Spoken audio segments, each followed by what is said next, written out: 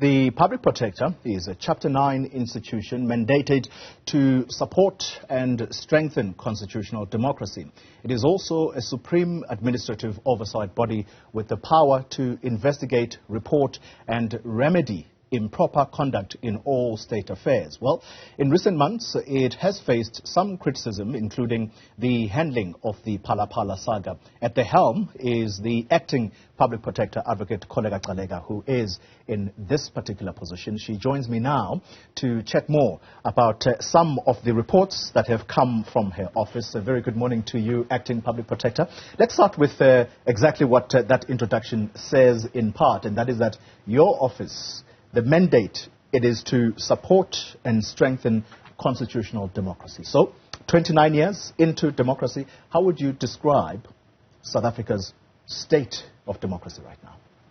Good morning, Xoli, and good morning to the viewers.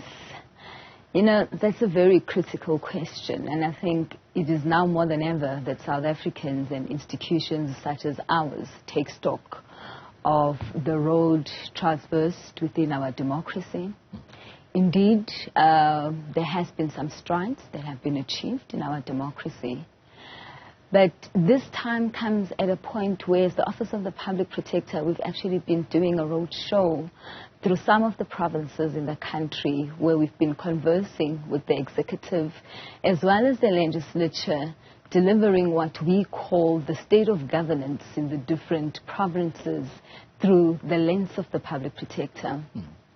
In our view is that as much as South African government has endeavored to deliver services, conduct itself in a manner in which should be envisaged in the Constitution, we have actually not reached where we are supposed to be. We still have people living in rural and poor communities. We still have challenges of service delivery in our society, and mostly what plagues our democracy is maladministration and other malfeasance within the state, which actually causes the state apparatus to be susceptible to corruption. So there's a lot that still needs to be done to ensure that we align with what is envisaged in the Constitution, for South Africans to be able to say we have achieved what has been endeavored by those who fought for this democracy. Well, let's continue with the theme around state institutions that are sometimes implicated in issues of corruption. Earlier this month, you released a report in which you made adverse findings against the former Human Settlements Minister, Lindiwe Sisulu. Just as a way of background for viewers who may not be familiar with this case, just remind us what this was about and who the minister is, the former minister is. In this instance, Office of the Public Protector received a complaint from the DAMP regarding irregularities in appointments in the department by the former minister, Ms. Lindiwe Sisulu. We broke down the complaint into 3 allegations, which was in respect of the appointments of the advisors to the minister, as well as the establishment and the appointment of members of the National Rapid Response Task Teams. And this was in respect of the water and sanitation, as well as the Department of Human Settlements. In this respect, we only had adverse findings in terms of the appointment of the members of the National Rapid Response Task Team for the Department of Human Settlements. Of course, there were some systemic issues which we also outlined in terms of the process of appointments. Yeah. All right. So those adverse findings had to do with the appointment of these officials who were part of a National Rapid Response Task Team. So let's talk about these officials, because they were tasked with resolving housing and water-related issues across the country. Let's look at their competence, their skills set. Were these people properly qualified to deal with these issues, as I've mentioned, housing and water? Firstly, I would like to outline that when an appointment is done within the public service, there must be certain prescripts that must be followed. That includes testing the competency prior to the appointment, the submission of the CVs, which would have the experience as well as the qualifications. And in this instance, when the appointments were made, the question that you are asking was not tested because some of the CVs had not been considered and applied when these appointments were made. Yeah. So at that stage, these competencies were not ascertained, and some of them indeed did not have the experience within the field. Therefore, the appointments were not relevant. But be as it may, our findings were mainly whether there was compliance with any regulation and whether there was any regulation or legislation or any other prescript that provided for these appointments. And in terms of the Department of Human Settlements, there was no particular prescripts that were followed to fulfill these appointments. And even in the minister's response itself, she couldn't refer to a particular prescript which she followed to fulfill these appointments.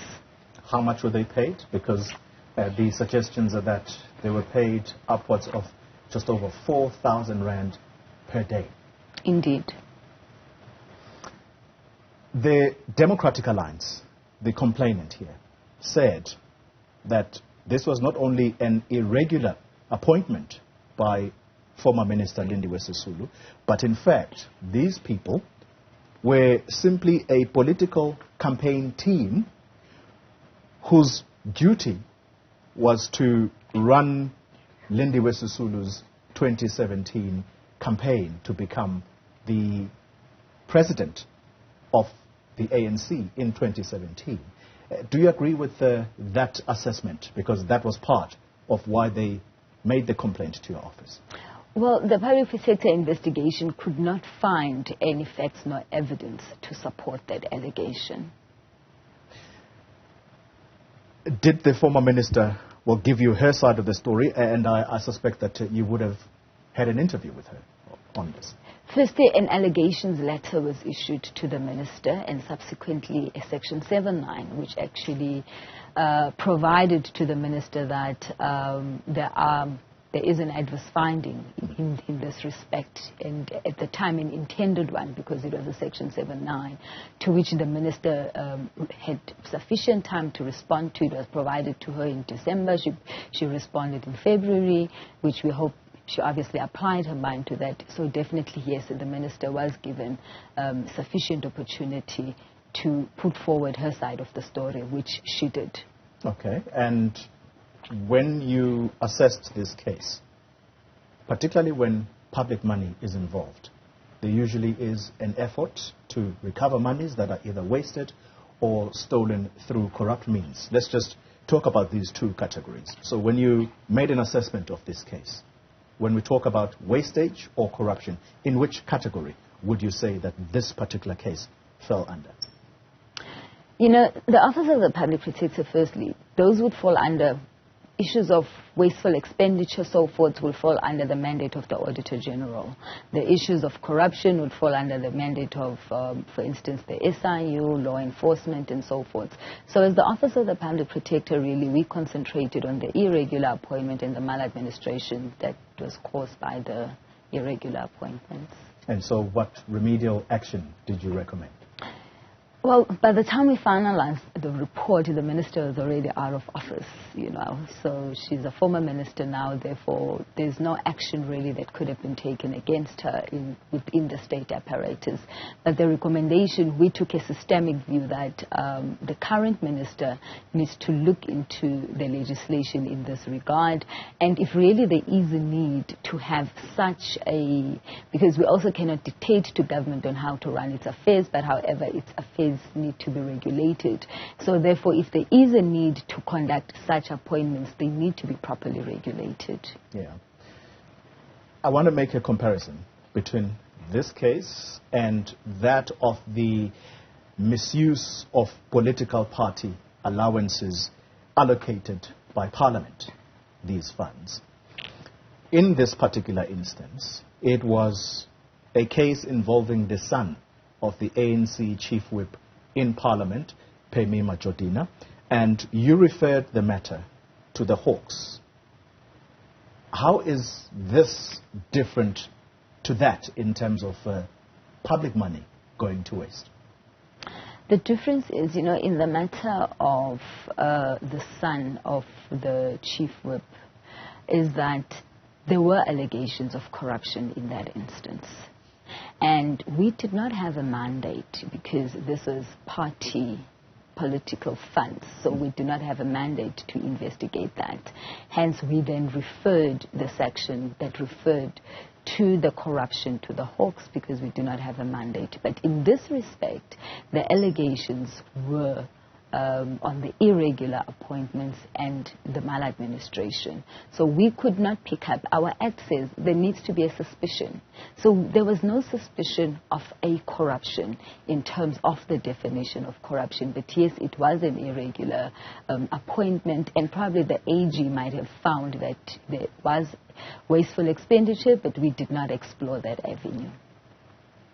Some people will listen to you and say, you're being lenient on the former minister. Surely there should be some way to recover these monies, because it was her who then subsequently disassembled this team. Clearly, there needs to be precedence, and as the Office of the Public Protector, we need to work in a manner that is consistent.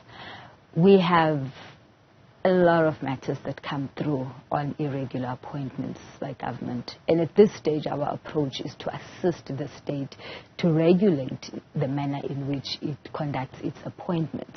So if we would have made such a remedial action against the minister, we should have taken precedence from other matters that the office would have done in this regard. Maybe in the future, it is what we should consider as an office, but at this stage, I think our approach really is to ensure that we at least make an effort, that we guide the state in how to conduct its affairs, particularly in respect of appointments in the minister's offices, because we do have quite a number of these cases that come through. And so the former minister walks away scot-free. We're going to, after the break, talk about another controversial report that has come from your office, but this one, it's not official just yet. It's the Palapala leaked report, and we're going to talk about that when we return. So we are in conversation with the acting public protector, Advocate Kholeka Gcaleka. And acting public protector, thanks for staying with us. Let's pick up now on a matter that has invited attacks to your office, and that's the leaked interim report into the Phala Phala saga.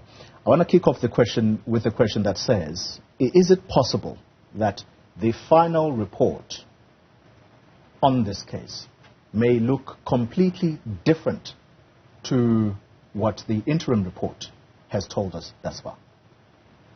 Well, yes, it is possible. Remember that the interim report merely communicates the intended findings, which would have been based on the evidence and the facts that would have been collated at the time. And once it is served upon the affected and implicated persons, they are then given an opportunity to respond to each and every of the finding that we would have made, and which we have already received. The investigators are in a process of analyzing same. So depending on the further information that they bring forward and evidence that probably would be followed up as a result of the information that they would bring forward, the applicable of the legal prescripts to that, any other outcome can be expected. And how often have we or have you come across such instances where an interim report looks completely different to what the final report released by your office says? It does happen. There are instances where that happens, where probably we would have gotten certain facts incorrectly, or we would have applied the law incorrectly in the interim report. 1 out of 10? Well, I haven't collated the data, so I'm unable to say, but probably about 3 or so that I have come across. Yeah. Well, you will know that since that leak, there has been quite a number of legal experts that we have spoken to on this channel, and they are quite clear that you've gotten this one wrong, at least if what the interim report tells us, and that's that you have cleared the president. Is that indeed a fact? You know, well, I really do not want to divulge any further in this matter because I really do not want to jeopardize the integrity of this investigation. The investigation here is still in progress.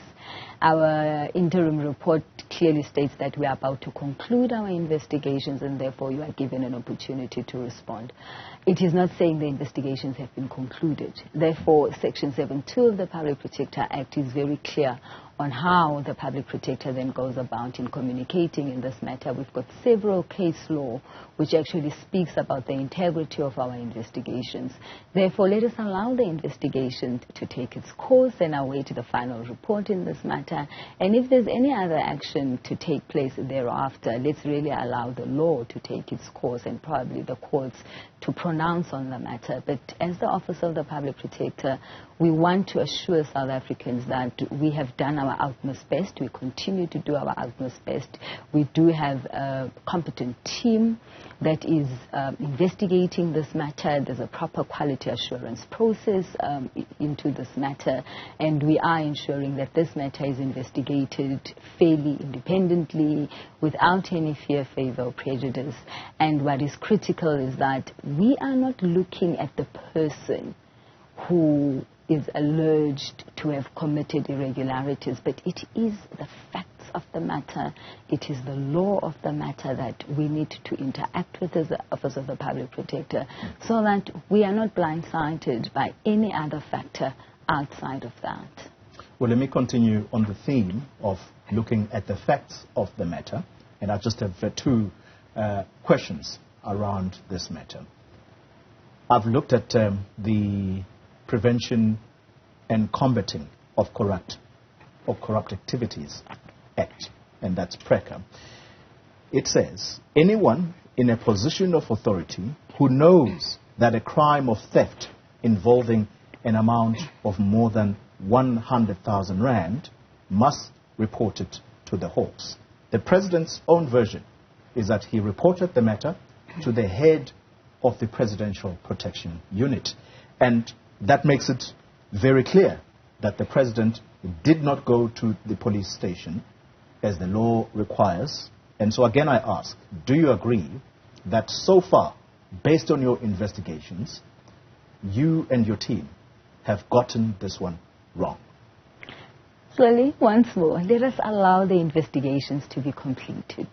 And then, trust me, the Office of the Public Protector will be completely accountable to South Africans in respect of outlining how it went about to investigate the matter, how it would have come to the final report with findings of whichever way those findings would be. So let us allow that process to take place and for the integrity of this report so that at the end of it we are all satisfied that the process and the procedure that was embarked on was fair. At this stage, are you at liberty to tell us when the final report might actually be produced? Not exactly, but we are really hoping that we'll be able to do that not in so far of a future. What are we looking at? Timeline. I really do not want to put a timeline to it, Xoli, because I am not the one who's working on the investigation, but the investigators have assured me that they are working tirelessly on the matter. Let's talk about the legacy thus far. There are some people who are genuinely convinced that on this particular case, it would seem that your mission is to protect the president. Are you at all worried about your personal reputation? Of course I am. I'm an admitted advocate. I'm an officer of the court. Therefore, it is critical that I conduct myself in a manner that is in line with the Constitution of the Republic and that is in line with the oath I took when I was admitted as an advocate. Therefore, my reputation is very important. And so you are giving the public the assurance that you are going to produce a report that will withstand legal scrutiny once finalized? Most definitely. The Office of the Public Protector is not run by the public protector alone. There is a team, and as I've said in this particular matter, there is a team, not just one person who is investigating this matter. It's an entire team of 4 persons. Thereafter, it goes to another team who conduct the quality assurance of the matter before I take the final decision in the matter. Therefore, we have put in place the necessary checks and balances to ensure that we strengthen the quality of our reports, not just on Phala Phala. There are many reports that the Office of the Public Protector produces which are critical to South Africans. Therefore, it is important that we conduct ourselves not only in an ethical manner, but in a manner that produces the quality that is expected of this office, so that we are able to be impactful to the society and be indeed the support and the strength to our constitutional democracy. On another matter, you've complained recently about the non-implementation of your office's remedial actions. What exactly is at play? What is it that you're complaining about? Basically, what we are complaining about is that, speaking of the impact of the Office of the Public Protector and its mandate, it lies on the implementation of the remedial action. So basically what we are saying is that government is not fulfilling what is envisaged from them by the Constitution to assist the Office of the Public Protector. And clearly the Constitution had intended that the Office of the Public Protector be impactful in strengthening the constitutional democracy, but mostly to being the vanguard of this democracy, being able to advise the executive in what is not being fulfilled and what should be fulfilled. And the non-implementation of that remedial action basically says to us that there is no commitment or full commitment to ensure that governance reforms are implemented, the malfeasance within the state affairs are being eradicated. Your office's plans to remedy this? What is it that you're doing right now in order to force people whom you have recommended certain action be taken against them, and that does not take place, or that is not done? Well, firstly, we are in interaction with government. I've earlier on alluded to the road shows that we've been doing, which, by the way, is not sufficient because we've been doing that for some time, but we have seen some progress. But the most important one is that we are in the advanced process, firstly internally, on the amendment of the Public Protector Act, where we are making provision for the non-implementation of the remedial action to be regarded as the contempt of the Public Protector. And in that instance, we'd be able to lay a criminal charge with the police should either the state organ or the individual not implement the remedial action as would have been prescribed in the report. Yeah. We do have provision in the Public Protector Act to go the civil route to obtain a court order, but as you know, we do not have the funds to effectively implement that section. Talking about the funds, let's conclude the conversation on the funding of the suspended Public Protector. That's the person who you are acting on behalf of, at least for now. Was the last letter that you sent to her the final take on the matter? Okay, firstly, I'm not acting on her behalf. I am acting in line with the Public Protector Act, which says that where there's a vacancy in the position of the Public Protector, the Deputy Public Protector shall assume the full powers of that position, but not of the person. Well, in this respect, really, I want to emphasize the Section 194 is not a Public Protector process. It is a parliamentary process. The Office of the Public Protector, in providing the funding in the previous financial year in this respect, merely fulfilled, firstly, which was in operation, because the office had already provided for these funds, but we were doing it really on provision that it is reasonable. Mm-hmm. It was budgeted for at the time. And however, it was not budgeted for to the extent to which it went into. Hence, we then had to write to the Speaker as well as to the Chairperson of the Section 194 Committee and state our position that we will not be in a position in this financial year to make provision for the legal fees of the public protector. Therefore, our stance are still the same. We are not in a position to do so. Treasury did not adjust the budget of the Office of the Public Protector.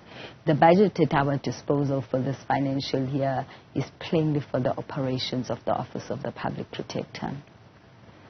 So when you say that this has gone beyond what you had budgeted for, how much has been used as well? Thus far, the invoices that were submitted are sitting at 30 million.